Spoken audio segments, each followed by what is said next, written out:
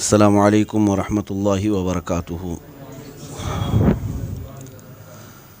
الحمد للہ وکفا وسلام علی حبیبہ المصطفیٰ، اما بعد فاعوذ باللہ من الشیطان الرجیم، بسم اللہ الرحمن الرحیم۔ ان اللہ وملائکتہ یصلون علی النبی یا ایہا الذین آمنوا صلوا علیہ وسلموا تسلیما۔ اللہم صل علی سیدنا محمد معدن الجود والکرم وآلہ واصحابہ الکرام وابنہ الکریم وبارک وسلم صلاۃ دائمۃ سرمدا ابدا۔ بسم اللہ الرحمن الرحیم۔ یسألک اہل الکتاب ان تنزل علیہم کتابا من السماء فقد سألوا موسیٰ اکبر من ذلک فقالوا ارنا اللہ جہرۃ فأخذتہم الصاعقۃ بظلمہم ثم اتخذوا العجل من بعد ما جاءتہم البینات فعفونا عن ذلک وآتینا موسیٰ سلطانا مبینا ورفعنا فوقهم الطور بمیثاقهم وقلنا لهم ادخلوا الباب سجدا وقلنا لهم لا تعدوا في السبت وأخذنا منهم ميثاقا غلیظا۔ صدق اللہ مولانا العظیم۔ اے محبوب، اہل کتاب تم سے سوال کرتے ہیں کہ ان پر آسمان سے ایک کتاب اتارو، تو وہ تو موسیٰ سے اس سے بھی بڑا سوال کر چکے کہ بولے ہمیں اللہ کو علانیہ دکھا دو، تو انہیں کڑک نے آ لیا۔ ان کے گناہوں پر پھر بچھڑا لے بیٹھے، بعد اس کے کہ روشن آیتیں ان کے پاس آ چکیں تو ہم نے یہ معاف فرما دیا، اور ہم نے موسیٰ کو روشن غلبہ دیا۔ پھر ہم نے ان پر طور کو اونچا کیا، ان سے عہد لینے کو، اور ان سے فرمایا کہ دروازے میں سجدہ کرتے داخل ہو، اور ان سے فرمایا کہ ہفتے میں حد سے نہ بڑھو، اور ہم نے ان سے گاڑھا عہد لیا۔ یہ دو آیتیں میں نے تلاوت کی ہے آج سورہ نساء کی۔ یہاں سے ذکر جو ہے اہل کتاب یعنی یہودیوں کا ہے۔ یہود جو ہے سب سے زیادہ نافرمانی کرنے والی قوم ہے، بنی اسرائیل ان میں سے خاص طور پر یہودی۔ یہ ایک مرتبہ ان کے بڑے علماء حضور پاک صلی اللہ تعالیٰ علیہ وسلم کے پاس آئے مدینے میں، اس میں کعب بن اشرف اور دوسرے لوگ تھے۔ انہوں نے آ کر کے کیا حضور سے التجا کی کہ یہ قرآن تھوڑا تھوڑا سا جو اترتا ہے ایک بار کی پورا اتروا دیجیے آپ، تو ہم مان لیں گے۔ قرآن کی ایک ایک آیتیں آتی تھیں، زمانے کے تقاضے اور ان حالات کے اعتبار سے، کبھی ایک آیت، کبھی دو آیت، کبھی 5 آیت، جیسا اللہ تبارک و تعالیٰ نے مقرر رکھا تھا اس طرح کی آیتیں اترتی تھی۔ تو یہ آئے اور یوں کہنے لگے کہ ایک ہی ساتھ پورا قرآن اترے تو ہم ایمان لے آئیں گے آپ پر۔ یہ اصل میں ان کو ایمان لانا نہیں تھا، یہ ایک طرح کا مذاق کرنا تھا۔ ظاہر سی بات ہے کچھ لوگ اس طرح کا ڈھیٹ پن کرتے ہیں، اگر ایسا ہوگا تو ہم دیکھ لیں گے، آگے کر لیں گے، کچھ کر سکتے ہیں۔ تو اللہ تبارک و تعالیٰ نے ان کے جواب میں ارشاد فرمایا کہ اے محبوب، یہ کہہ رہے ہیں کہ قرآن ایک بار آپ پر اتر جائے تو یہ آپ کے پیچھے چلیں گے، بلکہ ان کے جو باپ دادے تھے بڑے بڑے لوگ، یہ اس سے بھی بڑے بڑے سوالات حضرت موسیٰ علیہ السلام سے کرتے تھے۔ موسیٰ علیہ السلام جب ان کو کہتے کہ ایمان لے آؤ، تو ایک ہوتا ہے دلائل پوچھتے ہیں کہ آپ جس طرف بلا رہے ہیں اس کی دلیل کیا ہے، ایک ہوتا ہے یہ دلیل پوچھنا، اور ایک ہوتا ہے آدمی کے دل میں پہلے سے انکار موجود ہو، ایسا کر کے دکھا دو تو میں جان لوں، سوئی میں سے اونٹ کو داخل کرا کے دیکھو، سوئی میں کے ناکے میں سے میں جان لوں، آسمان سے فلاں چیز اتار کے دکھا دو تو میں جان لوں۔ یہ چیزیں بندہ جو ہے ڈھیٹ پن میں کرتا ہے۔ ایک ہے دلیل پوچھنا، حق کی جستجو کے لیے، حق کی تلاش کے لیے بندہ دلیل پوچھتا ہے، اس پر ثواب بھی ہے اس کو کہ سوال کرے گا اور علم میں اضافہ کرے گا۔ اور ایک ہوتا ہے سامنے والے کو زیر کرنے کے لیے پوچھتا ہے۔ اب یہودیوں کی یہی طبیعت ہوا کرتی، تو اللہ کے حبیب صلی اللہ تعالیٰ علیہ وسلم ہمارے آقا کے پاس جب انہوں نے ایسے سوالات کیے کہ ایک بار کی پورا قرآن اترے گا، قرآن تو 23 سال میں اترا ہے نا، پورے 23 سال لگ گئے قرآن پاک کو اترتے اترتے، جس میں سے 13 سال مکہ کے ہیں اور 10 سال مدینہ طیبہ کے ہیں۔ ان پورے 23 سال میں قرآن اترا ہے۔ اب یہ اس کے بیچ میں یہ یہودی کہتے تھے کہ یہ تھوڑا تھوڑا اترتا ہے، ایک بار پورا اتر جائے، تو اللہ تعالیٰ نے جواب میں فرمایا اے محبوب صلی اللہ علیہ وسلم، اس سے آپ کبیدہ خاطر نہ ہوں، اس سے غم یا ملال اپنے اوپر لانے کی ضرورت نہیں، کیونکہ ان کے بڑے جو تھے وہ اس سے بڑے بڑے سوالات کرتے تھے موسیٰ علیہ السلام سے۔ وہ کیا کرتے تھے وہ بھی اللہ تعالیٰ نے فرمایا، فَقَالُوا أَرِنَا اللَّهَ جَهْرَةً۔ اے موسیٰ علیہ السلام جب ان کو ایمان لانے کی بات کرتے تو کیا کہتے ہیں؟ موسیٰ ہم اللہ کو کھلے طور پر دیکھنا چاہتے ہیں، تب ہم ایمان لائیں گے۔ یعنی بالکل ظاہری طور پر اللہ ہم کو نظر آ جائے پھر ہم آپ کو مان لیں گے، ایمان لے آئیں گے۔ یہ تو بہت بڑی چیز پوچھ رہے ہو۔ یہ یہودیوں کی عادت تھی، اس طرح کے سوالات کرتے موسیٰ علیہ السلام سے۔ تو اللہ تعالیٰ نے کیا فرمایا؟ فَأَخَذَتْهُمُ الصَّاعِقَةُ، تو ایک بجلی اور کڑک نے جو ہے نا ان کو گھیر لیا۔ ہاں، ایسے سخت عذاب میں گرفتار ہو گئے کہ چیخ و پکار کرنے لگے کہ نہیں نہیں نہیں، ہمارا پرانا مطالبہ چھوڑ دو، نہیں اب نہیں دیکھنا چاہیں گے۔ ان کو جو سختیاں آتی تو توبہ کر لیتے پھر۔ تو اللہ تعالیٰ فرماتا ہے کہ یہ اپنے ظلم کی وجہ سے، اپنے گناہوں کی وجہ سے ڈھیٹ پن کرتے تھے۔ اور پہلے پارے میں ہی یہ آیتیں گزر بھی چکی ہیں، تفسیر میں عرض کیا گیا تھا، وہاں پر بھی ان لوگوں نے یہی کہا کہ موسیٰ علیہ السلام سے یہ کہتے تھے کہ آپ جو ہے اللہ تبارک و تعالیٰ کی بارگاہ میں ہمیں بلاتے ہیں اور ہم تو خدا کو دیکھے ہی نہیں ہیں، کیسے ہم ایمان لے آئیں گے؟ تو وہ یوں کہتے تھے۔ تو اللہ تبارک و تعالیٰ نے وہاں پر بھی جو ہے یہی فرمایا۔ یہ ہے آیت کریمہ،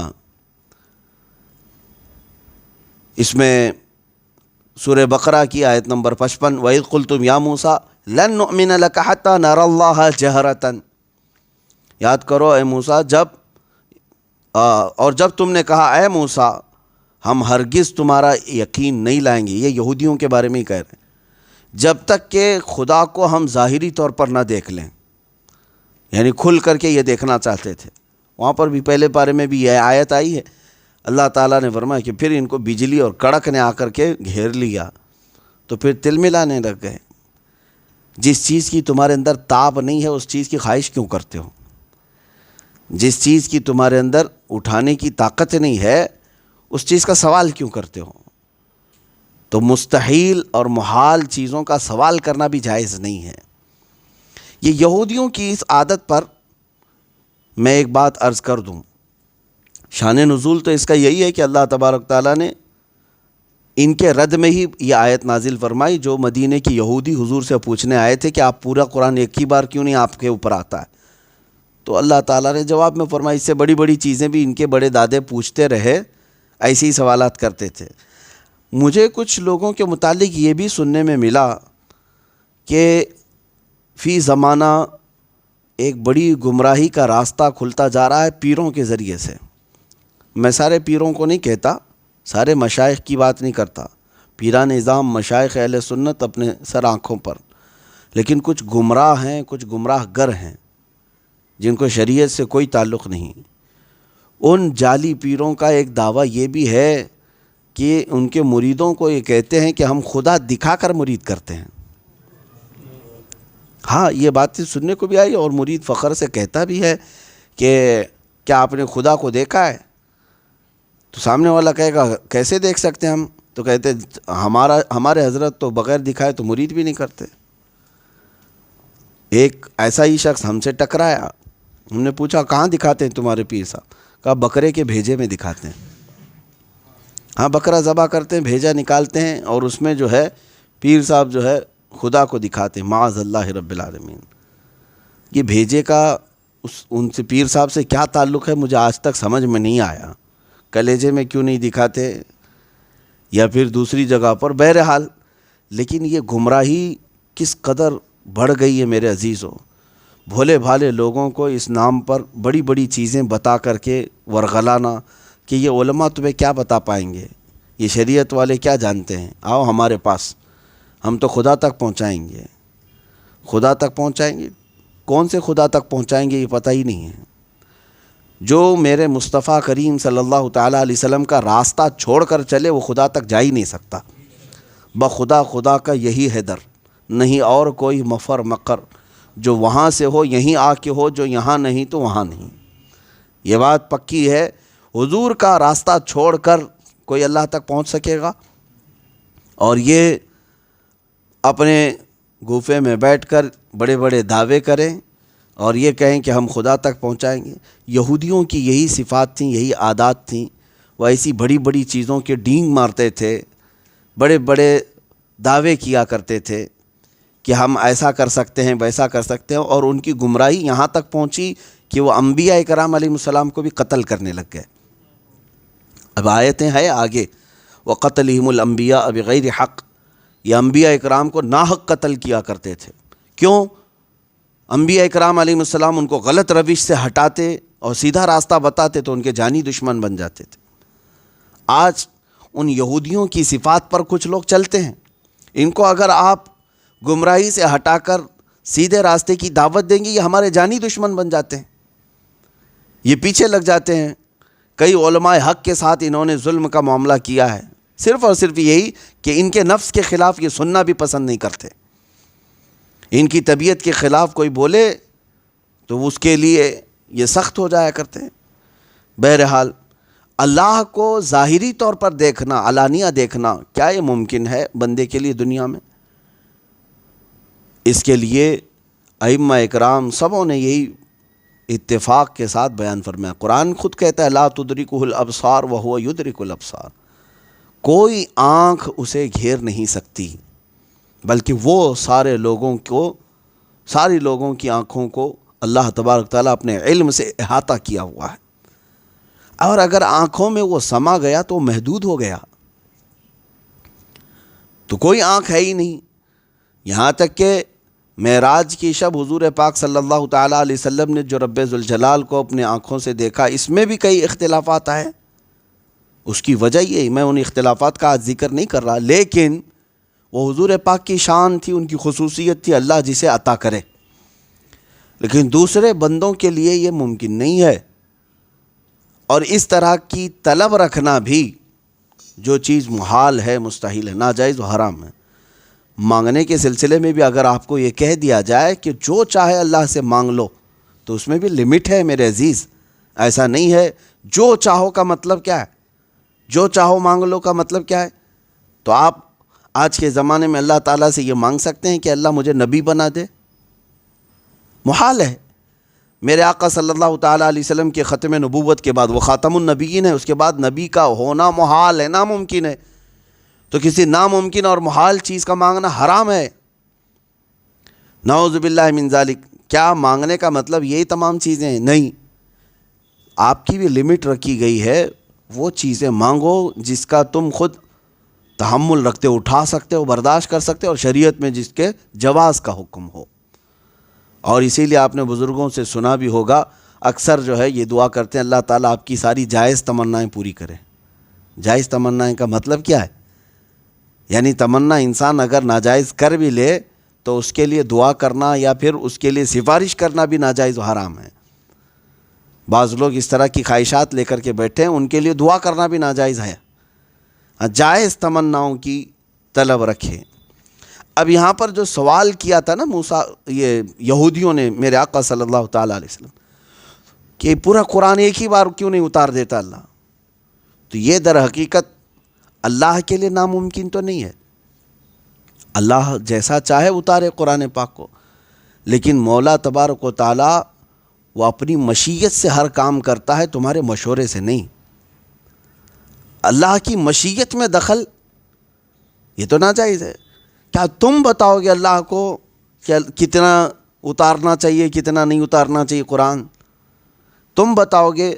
یہاں سے ایک چھوٹی سی بات میں آپ کو بتا دوں، اکثر یہ کئی لوگوں سے غلطیاں ہو بھی جاتی ہیں۔ میں نے بزرگ کے متعلق پڑھا، انہوں نے راستہ چلتے ہوئے بیابان میں غالباً بارش برسی، بارش کا موسم نہیں تھا، جیسے ابھی قریب بارش آئی۔ دسمبر میں بارش کا آنا لوگوں کے لیے تعجب کی بات ہے، بارش کے اپنے اوقات ہیں۔ اس بزرگ نے صرف یہ کہا یہ کیا بے موسم بارش ہو رہی ہے، اکثر لوگوں کی زبانوں سے یہ نکلتے ہیں۔ تو غیب سے ندا آئی کہ اے بندے کیا تم فیصلہ کرو گے کہ کس موسم میں بارش برسانا ہے؟ اللہ تبارک و تعالیٰ کا ہر کام اس کی مشیت سے، اس کے ارادے سے ہوتا ہے، وہ بہتر جانتا ہے، پوری کائنات کو چلا رہا ہے۔ ہاں بے ٹائم کے تم کو کیسے پتہ چلا کہ یہ بے ٹائم ہے؟ تم کو کیسے پتہ چلا کہ یہ بے موسم ہے؟ تم نے تو صرف حالات کو دیکھا ہے، باقی تمہیں یہ خبر ہے کہ اس بارش کے کتنے ہزار لاکھ کروڑ فائدے ہوں گے جو اللہ جانتا ہے، وہ اللہ بہتر جانتا ہے۔ تو اس طرح کی چیزیں جب کہنے کو منع کیا گیا ہے کہ اللہ تبارک و تعالیٰ کے ارادے اور مشیت پر تم کلام بھی نہ کرو، تو سوال کرنا تو بہت بڑا جرم ہے۔ اس طرح کا سوال کرنا کہ اللہ تعالیٰ ایسے کیوں نہیں اتارا، ویسے کیوں اتارا۔ تو یہاں سے ایک چیز میں بتا دوں، اس آیت کریمہ کی تشریح کرتے ہوئے بزرگوں نے جو ہمارے لیے معاملات بیان کیے ہیں کہ کسی سے سوال بھی کریں تو وہ سوال کریں جو شریعت میں جائز ہے۔ اس میں بہت ساری تفریعات ہوں گی، بہت سارے مسائل نکلتے ہیں، اس میں آپ کے سامنے رکھتا ہوں کہ سامنے والے سے سوال کس طرح کا کرنا چاہیے۔ مشکات شریف کی حدیث بھی ہے کہ اگر کسی نے عالم سے سوال اس نیت سے کیا کہ شاید اس مولانا کو پتہ نہیں ہوگا، ابھی سب کے سامنے سوال کرتا ہوں، دیکھو ذلیل ہو جائے گا، تو حدیث پاک میں قیامت کے دن اسے آگ کی بیڑیاں پہنائی جائیں گی اور اس کی زبان کو فرشتے آگ کی کینچی سے کھینچیں گے اور قیامت کے دن اسے ذلیل کیا جائے گا۔ علم اس لیے نہ حاصل کرو، یہ علم حاصل کچھ لوگ جو ہے چھوٹی چھوٹی کتابیں لے جا کر کے پڑھ کر کے سمجھتے ہیں، معمے کی کتاب اور جو پھنسانے والے معاملات ہوں گے۔ اب واٹس ایپ میں تو یہ گھومتے ہی رہتے ہیں آج سوالات کہ وہ کون سی جگہ ہے جہاں سورج کی روشنی نہیں پڑی، وہ فلاں عورت کون سی تھی، فلاں کون سی۔ آپ کو اس سے کیا تعلق ہے؟ آپ نے یہ سوال نہیں کیا کہ نماز میں یہ خطا ہو گئی تو سجدہ سہو ہے یا نہیں ہے۔ آپ کی ضرورت کا سوال تھا، آپ کی ضرورت کا سوال تھا۔ آپ کی تجارت کے معاملات کو لے کر کے آپ کو شک تھا کہ میری کمائی اس طرح سے ہو رہی ہے تو میں عالم دین سے پوچھ لوں آیا میرے لیے حلال ہے یا حرام ہے۔ یہ تو زندگی بھر نہیں پوچھنا ہے، اس کو سوال بھی نہیں کرتے کہ اگر سامنے سے حرام کا فتویٰ آ گیا تو پھر ہماری دھندا چھوٹ جائے گا، کام چھوٹ جائے گا۔ سوال وہ نہیں ہے، سوال تو یہ ساری چیزیں کہ شیطان کی بیوی کا نام کیا تھا، بڑے بیٹے کا نام کیا تھا، آپ اس کے خاندان سے کیا لینا دینا آپ کا؟ کوئی رشتہ کرنا ہے؟ شیطان کے بڑے بیٹے کا نام کیا تھا، اس کی بیوی کا نام تھا، یہ سوالات لغو ہیں، فضول ہیں۔ جس نے اس طرح کی چیزیں کی لغویات میں اور فضول باتوں میں، تو گمراہی کا راستہ کھولتا ہے۔ سوالات کرنے کے بھی یہ آداب ہیں۔ حضرت امام احمد کے متعلق یہ بات ملتی ہے کہ آپ محفل فقہ میں بیٹھتے، لوگ اپنے اپنے سوالات کرتے، سب کو جواب دیتے، ایک بندہ خاموش بیٹھا رہتا۔ آپ نے کہا کہ تو بھی تو کبھی سوال کر لے۔ اس نے کہا کہ حضور ٹھیک ہے کل کرتا ہوں۔ کبھی سوال تو کرتا نہیں تھا۔ دوسرے دن وہ تیاری کر کے آیا، سوال کیا کہ حضور روزہ کب افطار کرنا چاہیے؟ روزہ افطار کرنے کا کیا ہے؟ آپ نے فرمایا جیسے سورج ڈوب جائے، غروب ہو جائے، افطار کر لینا چاہیے، یہی ہے افطار کا۔ تو اس نے جھٹ سے کہا کہ اگر سورج ڈوبا ہی نہیں تو کیا کریں گے؟ تو آپ نے فرمایا کہ تمہارا خاموش بیٹھنا ہی بہتر ہے محفل میں۔ یہ سوال سورج ڈوبے ہی نہیں، ابھی ایسا ہوا ہے کبھی؟ تو کس لیے آپ نے سوال کیا؟ تو محض لا یعنی سوالات، یہ بنی اسرائیل کی بھی عادت تھی، یہ یہودیوں کی بھی عادت ایسی رہی۔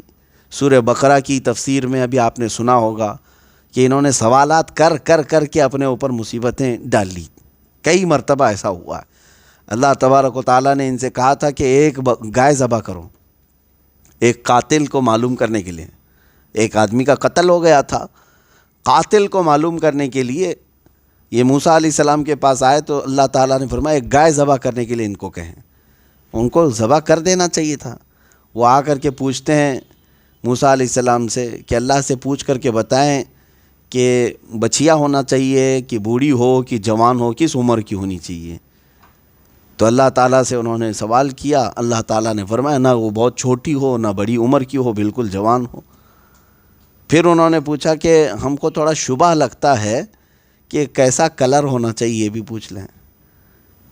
آپ نے پوچھا تو اللہ تعالیٰ کی طرف سے جواب آیا، نہ مطلب بہت گاڑے کلر کی ہو، نہ ہلکے کلر کی ہو، پیلے کلر کی، زرد کلر کی، جو لوگوں کو دیکھنے میں خوشی محسوس ہو۔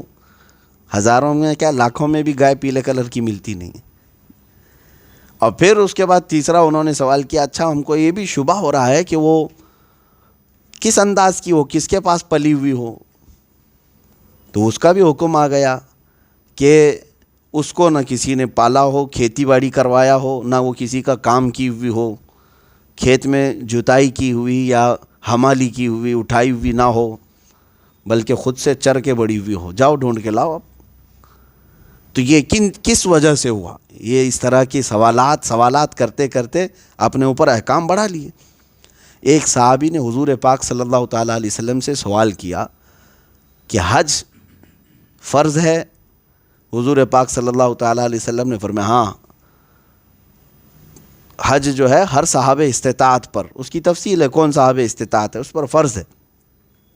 صحابی نے یہ سوال کیا العامنا یا رسول اللہ، یا رسول اللہ صلی اللہ تعالیٰ وسلم صرف ایک ہی سال یا ہر سال فرض ہے؟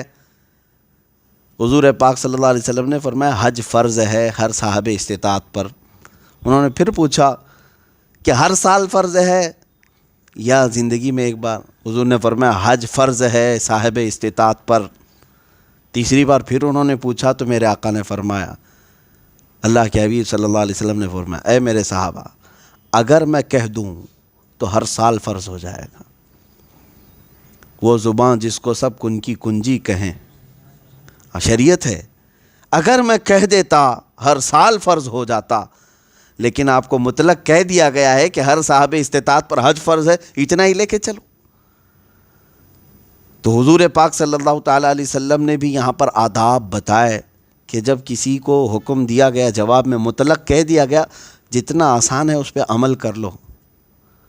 ہاں، اگر آپ کو ہم نے کہا کہ پانی لے آؤ تو آپ کھڑے ہو گئے کہ ٹھنڈا چاہیے کہ گرم چاہیے، پھر ایک قید بڑھ گئی، ٹھنڈا چاہیے، شیشے کے گلاس میں چاہیے کہ اسٹیل کے گلاس میں چاہیے، تو یہ تو آپ خود سوالات بڑھاتے جا رہے ہیں نا۔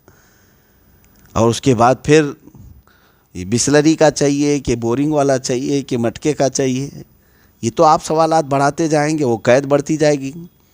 جب مطلق حکم آئے تو اسی پر عمل کر لے جانے میں آپ کا حکم پورا ہو جائے گا۔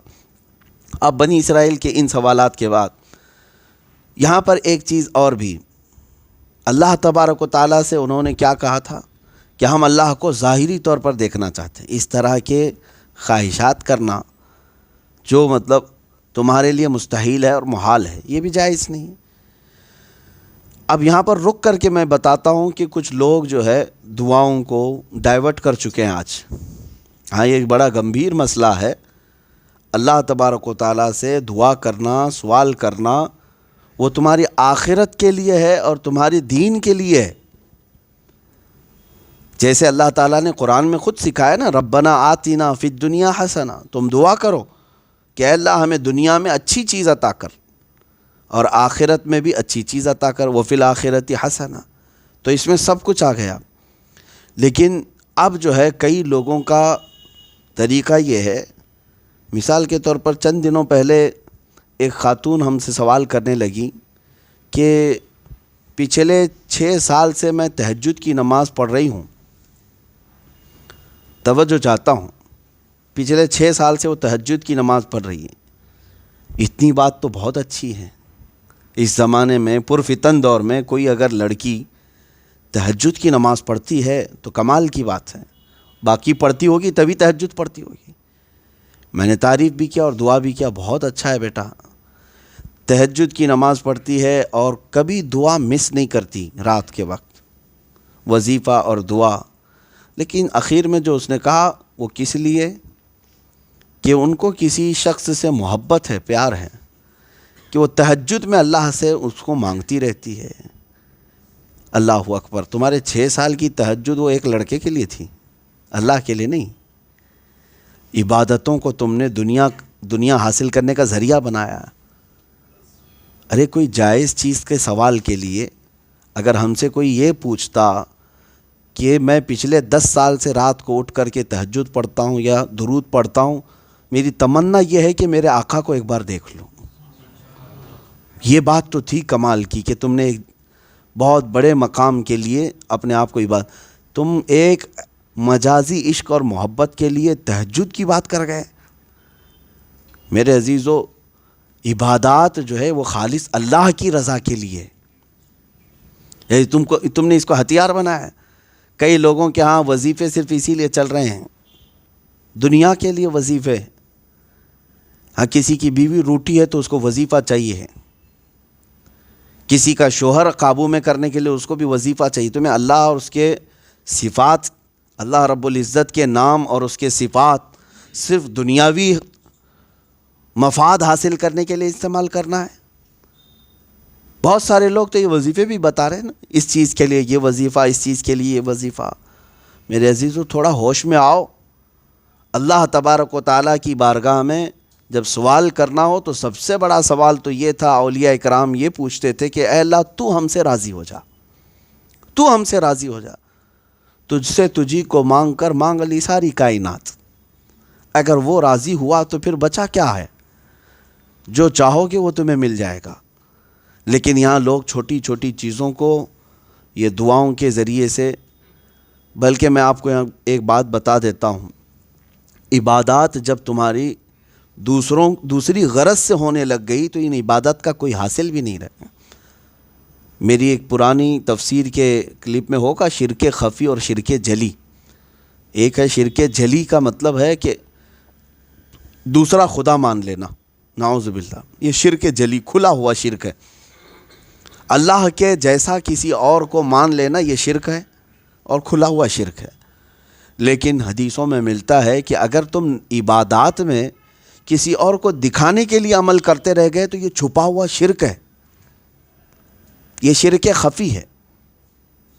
تو یہاں پر بہت ساری عبادات اور بہت سارے سوالات و دعائیں اللہ تبارک و تعالیٰ کی رضا کی بجائے دوسروں کے حصول کے لیے کی جا رہی ہیں۔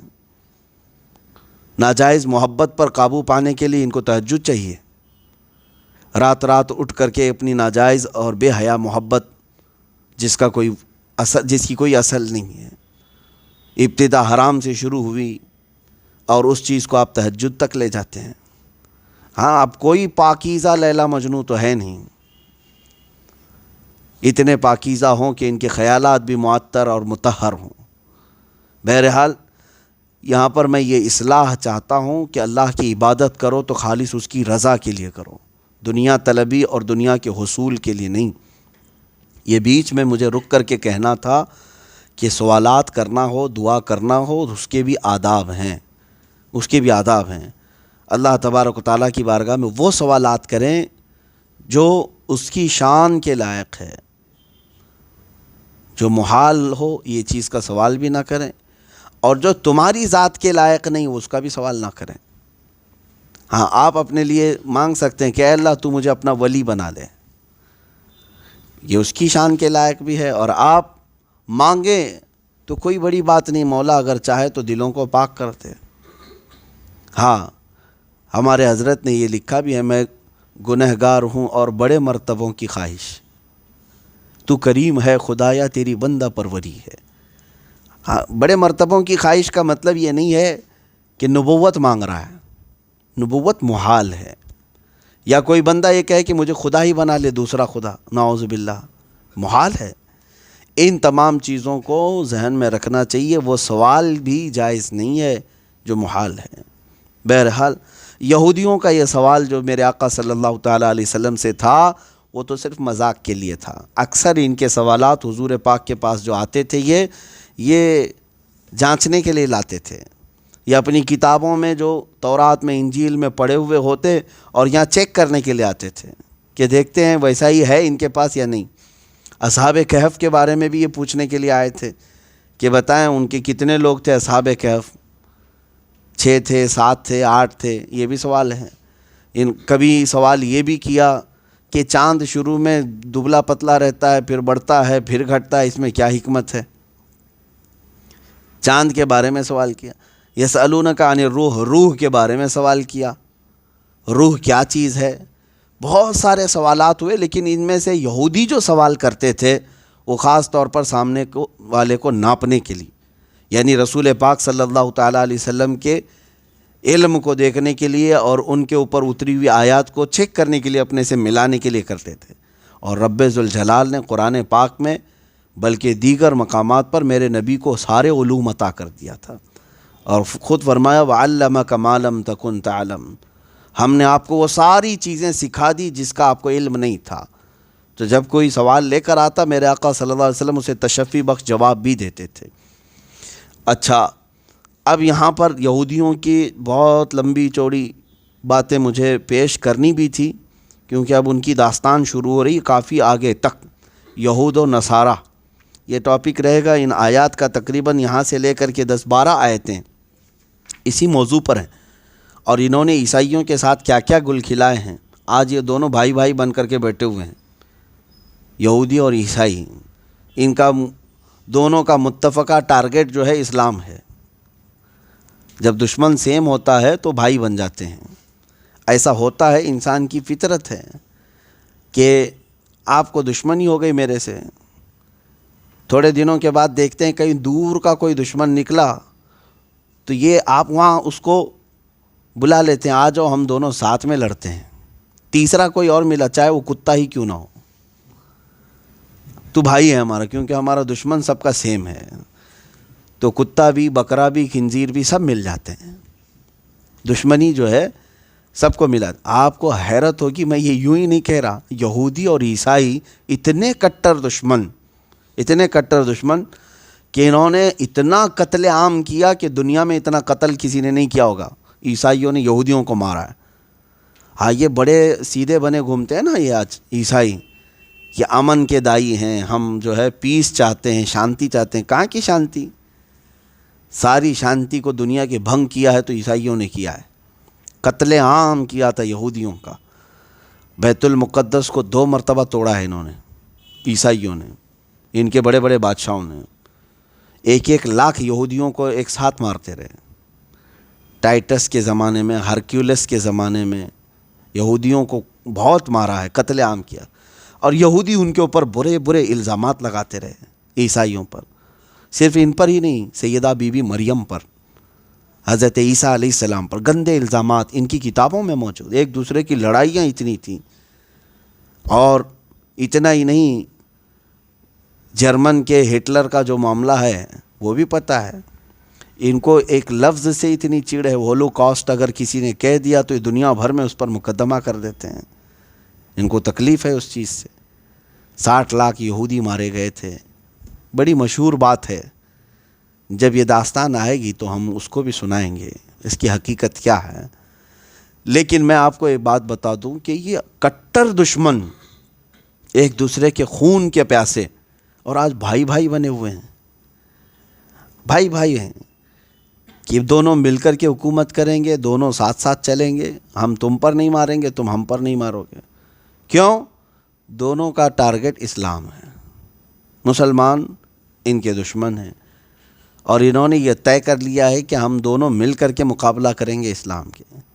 میں کہتا ہوں یہ دونوں کیا اور 200 دیگر مذاہب اور ادیان مل جائیں اور کریں اسلام کا مقابلہ۔ اسلام کی فطرت میں قدرت نے وہ لچک دی ہے، جتنا ہی دباؤ گے اتنا ہی وہ ابھرے گا۔ ہاں، اسلام اللہ رب العزت کی حفاظت میں ہے، قرآن اور رسول اللہ کی ذات یہ میرے رب کی حفاظت میں ہے۔ تو یہ یہاں سے یہودیوں کی وہ بدکاریوں کا بھی ذکر اللہ نے فرمایا ہے۔ یوں ہی آپ کو یہ نہیں کہا گیا ہے کہ غیر المغضوب علیہم ولا الضالین، ہم ہر فاتحہ میں پڑھتے ہیں نا، کیا مطلب؟ مغضوب انہی کو کہا گیا یہودیوں کو جن پر اللہ کا غضب ہوا۔ ضالین سے مراد عیسائی ہیں جو راستہ بھٹکے ہوئے ہیں۔ تو اللہ تبارک و تعالیٰ نے ہمیں دعا سکھائی کہ تم نمازوں میں بھی یہی دعا کرو کہ اللہ یہ بھٹکے ہوئے اور مغضوب جن پر غضب ہوا ان کے راستے پر ہمیں نہ چلا۔ اللہ تبارک و تعالیٰ نے ہمیں یہ دعا سکھائی ہے۔ کون سی دعا؟ غیر المغضوب علیہم ولا الضالین، پڑھتے ہیں نا۔ مغضوب کا مطلب جن پر غضب ہوا وہ یہودی ہیں، ضالین کا مطلب بھٹکے ہوئے، راستہ ہٹے ہوئے، یہ عیسائی ہیں۔ تو ان دونوں کے راستے سے پناہ مانگنے کا حکم آیا ہم کو، یوں ہی نہیں آیا، یہ بڑی شریر قوم ہے، بڑی شریر قوم ہے پوری دنیا کی، اور قرآن نے ان کی شرارتیں اس زمانے کی بھی گنا دی ہیں، آج بھی وہ اسی شرارت پر باقی ہیں، اسی شرارت پر باقی ہیں۔ رب تعالیٰ فرماتا ہے کہ یہ کہتے تھے کہ اللہ کو ہم کو کھلے طور پر دکھا دو تو ہم مان لیں گے موسیٰ علیہ السلام کے پاس۔ پھر جب بجلیاں آئی پکڑی ان کو، ان پر آسمان گرا دیا گیا تھا، آسمان کو قریب کر دیا گیا تھا بادلوں کو، یہ ڈر کے مارے سب پھر توبہ کرنے لگے کہ ہم باز آتے ہیں۔ آپ اگر پڑھیں گے تو ان پر 5 قسم کے عذابات اللہ نے بھیجے۔ فارسلنا علیہم الطوفان والجراد والقمل والضفادع والدم، اللہ تعالیٰ نے ان پر طوفان بھیجا، اور پھر ٹڈیوں کا عذاب بھیجا۔ ٹڈی جانتے ہیں؟ جو ابھی تھوڑے دنوں پہلے اس کا ایک سیلاب آ گیا، چھوٹے چھوٹے پتنگے کیڑے ہوتے ہیں، ان کا عذاب آ گیا تھا یہودیوں پر، اتنا کہ جہاں دیکھے ٹڈیاں، ان کے پورے گھر میں، ان کے برتن میں، ان کے کھانے میں، سب جگہ ٹڈیاں۔ یہ رو رو کر کے توبہ کرتے تھے موسیٰ علیہ السلام کے پاس، پھر وہ عذاب ٹل جاتا تھا۔ پھر ان کے اوپر جوؤں کا عذاب بھی آیا ہے۔ جوئیں جو ہوتی ہیں نا سروں میں، وہ اتنی ڈال دی گئی تھی کہ ہر جگہ جوئیں ہی جوئیں تھیں، کھانا کھائیں تو اس میں بھی۔ پھر توبہ کیے، پھر وہی شرارت، پھر اللہ نے مینڈکوں کا عذاب بھیجا ہے ان کو۔ یہ ایسی شریر قوم ہے کہ ہر عذاب چکھ چکی ہے۔ پھر اس کے بعد توبہ کیے، 5ویں مرتبہ خون کا عذاب آیا ہے۔ ان کے سارے کنویں، ان کے سارے پانی خون ہو گئے۔ کھانا بناتے اور کھانے کے لیے بیٹھتے، منہ میں ڈالتے تو خون ہو جاتا۔ لیکن یہ ایمان والوں کے ساتھ نہیں تھا۔ ایمان والے جب کھانا کھاتے تو اچھا ہی کھاتے تھے۔ تو یہ جو ہے نافرمان ان کے پاس جا کر کہتے تھے کہ تم جو ہے پانی پیتے ہو، ہم کو بھی پلا دو، تو وہ پانی ان کے ہاتھ سے لے کے پیتے، ان کے منہ میں جاتا، پھر خون بنتا۔ یہاں تک کہ ان کو کلی کرنے کے لیے کہتے کہ تمہارے منہ میں تو خون نہیں بن رہا ہے، تم پانی اپنے منہ میں لو اور ہمارے منہ میں کلی کرو۔ وہ ایمان والے اپنے منہ میں لے کر کے پانی ان کے منہ میں کلی کرتے، ان کے منہ میں پہنچتے، پھر خون بنتا۔ وہ اللہ کا عذاب تھا۔ پھر توبہ کرتے، 1 2 نہیں، کئی عذابات کا ذکر ہے قرآن پاک میں۔ تو ان عذابات کو اللہ تبارک و تعالیٰ نے بار بار ان سے دور بھی کیا، ان کی توبہ کو قبول کرتے ہوئے۔ وہ رحمان ہے اور رحیم ہے۔ یہاں پر اللہ تعالیٰ فرماتا ہے ثم اتخذوا العجل من بعد ما جاءتهم البینات، پھر انہوں نے بچڑے کی پوجا شروع کر دی تھی۔ اس کا ذکر گزر چکا ہے، پھر میں انشاءاللہ اگلی تفسیر میں کروں گا۔ یہ بچڑے کی پوجا میں لگ گئے۔ وہ بچڑا کون سا تھا؟ انہوں نے جو ہے سونے چاندی کو پگھلا کر کے ایک بچڑا بنایا تھا، اور وہ بچڑا بولنے کے قابل ہو گیا تھا، سیل اور بیٹری سے نہیں۔ 3000 سال پہلے کی بات کر رہا ہوں کہ بچڑا جو ہے بولنے لگ گیا تھا۔ اور وہ بھی کیسے کیا تھا؟ وہ سامری نام کا ایک شخص تھا بنی اسرائیل میں، تو اس کو حضرت موسیٰ علیہ السلام نے پوچھا کہ تو جو ہے کیسے اس کو کیا؟ جب موسیٰ علیہ السلام کوہ طور پر 40 دن کے لیے گئے تھے، تورات اتر رہی تھی، تو اس نے اپنی قوم میں اتنا سب کام کر دیا تھا، بچڑا بنا کر کے سب کو جو ہے اس میں لگا دیا تھا کہ موسیٰ جس کے پاس گئے ہیں وہ یہاں آیا ہوا ہے ہمارے پاس، خدا یہی ہے۔ ان کے لیے بہت تعجب کی بات تھی کہ بچڑا بول رہا ہے، وہ بھی سونے چاندی کو پگھلا کر کے بنایا ہوا۔ اس سے موسیٰ علیہ السلام نے جب پوچھا کہ تو کیسے بنایا، یہ بولنے کی قابل، بڑے کمال کی بات ہے۔ قرآن پاک 16ویں پارے میں سورہ طٰہٰ میں یہ بات آئی ہے، جب موسیٰ علیہ السلام کے لیے سمندر میں راستے کھول دیے گئے تھے۔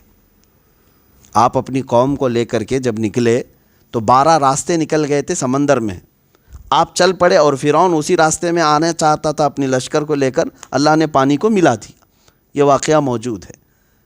وہ غرق ہو گئے، فرعون کا پورا لشکر اور فرعون غرق ہو گیا۔ لیکن موسیٰ علیہ السلام 12 راستوں سے اپنے قبیلے کو لے کر کے جو آئے، سامری جو ہے وہ موسیٰ علیہ السلام کے ساتھ تھا۔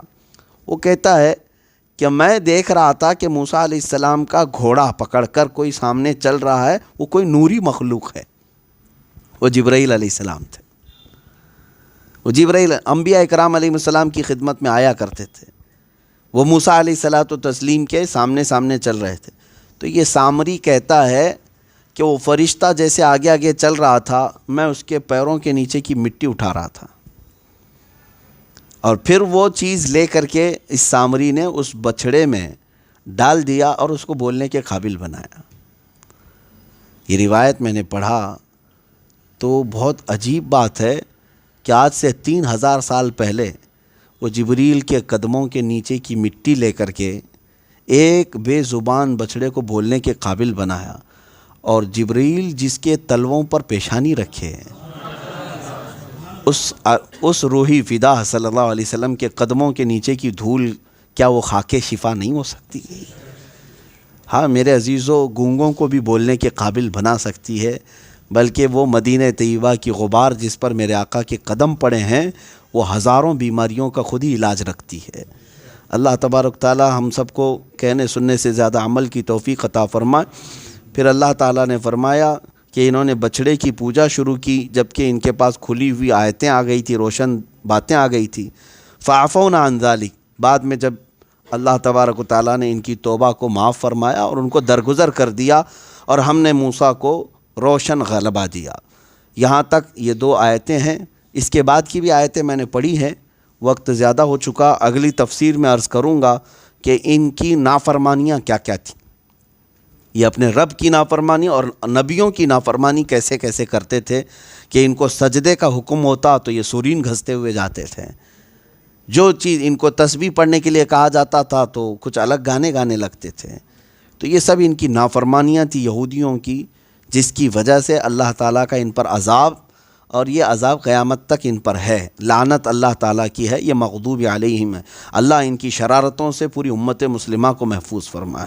وآخر دعوانا ان الحمد للہ رب